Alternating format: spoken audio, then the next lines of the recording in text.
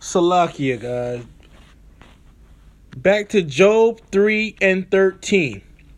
For now should I have lain still and been quiet. I should have slept, then had I been at rest. So a precept for that, I'm going to look at my Bible. It's got it in Psalms 13. Psalms 13 and 3, if you will follow me. Psalms 13 and 3. Psalms 13 and 3. Consider and hear me, O Lord, my God. Lighten mine eyes, lest I should sleep the sleep of death. So therefore, that's saying that he doesn't want to sleep. But if he sleep, let it be the sleep of death, wherein the weary are caused to be at rest. So let's go back to Job 3 and 13 again. For now, should I have lain still and been quiet, I should have slept, which meaning death, then had I been at rest. He would have been at rest as if he died. And that account goes back to Job when he was going through all the afflictions and everything that Satan was putting on him. But he didn't die, but he went through some trials to get his faith tested. So therefore, he was going through agony. He was going through a lot of the affliction, and he wanted rest. That's what that account is back in Job. Damn.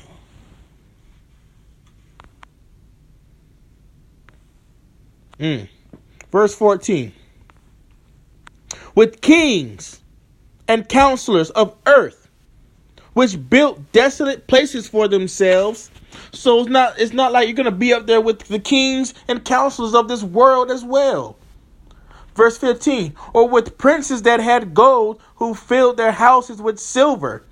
That's the rich, the elite people, all the people, the business owners. Verse 16. Or as in hidden, untimely birth I had not been, as infants which never saw light.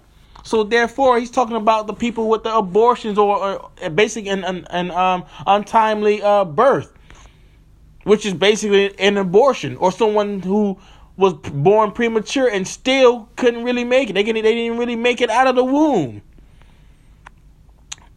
Verse 17, there the wicked cease from troubling, and there the weary be at rest. Just as in Psalms 13 and 3. Or was that the sleep of death?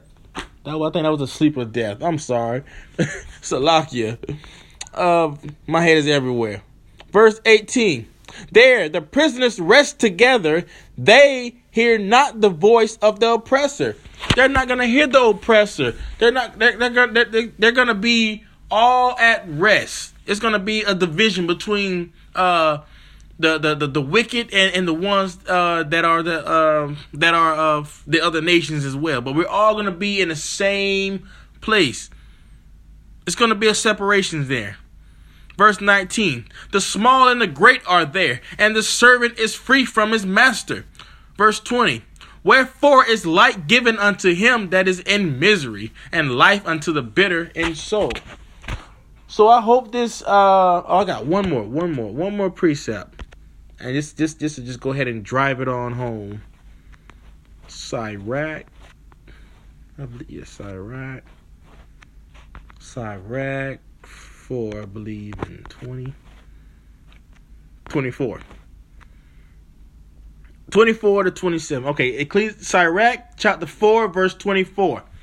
For by speech wisdom shall be known, and learning by the word of the tongue.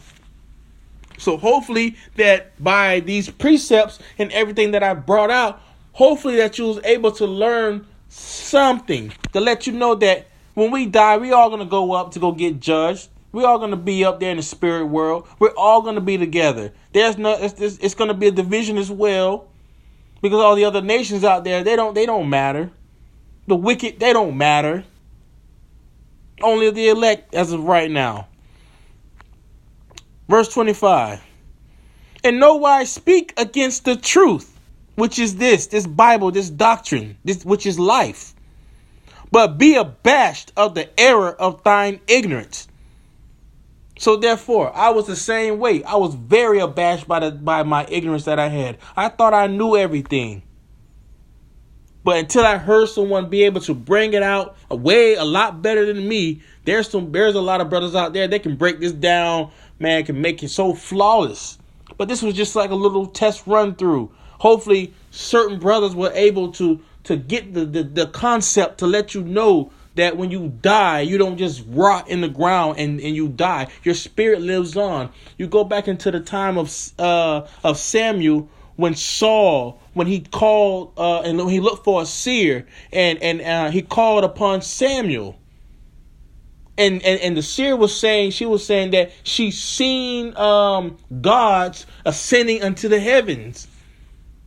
That's how she was able to identify and get Saul. And that's letting you know that your spirit still lives on, because she was able to call Samuel back down. And, man, it gets a lot deeper. It gets deep. So therefore, verse 25, in no wise speak against the truth. You can't speak against this, but be abashed of the error of thine ignorance. Verse 26, be not ashamed to confess thy sins, and force not the course of the river. This is the course of the river. If you hearing this right now, that means Yahweh has brought you. He's called you to hear this. It's up to you. Are you going to listen, or are you just going to let it go out the ear? Verse 27, because that's letting you know that you forcing the course of the river at that time, because he's trying to call you. He's trying to let you get a chance to hear this, and especially if you heard it more than one time. Verse 27, make not thyself an underling to a foolish man. Why would I? If a foolish man don't want to get it, it's just on him. That means the Father's just not dealing with them. This is his time for him to basically finish out his judgment, because he's too proud. Neither accept the persons of the mighty. Why do that? Only person you need to accept is Yahweh Ba'ashem Yahushua. And they're gonna lead you to life. They're gonna lead you to life. All you other nations, prepare.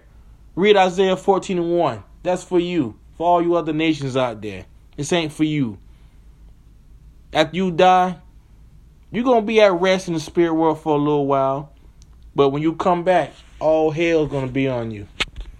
All hell's going to be on you. So with all that being said, Shalom.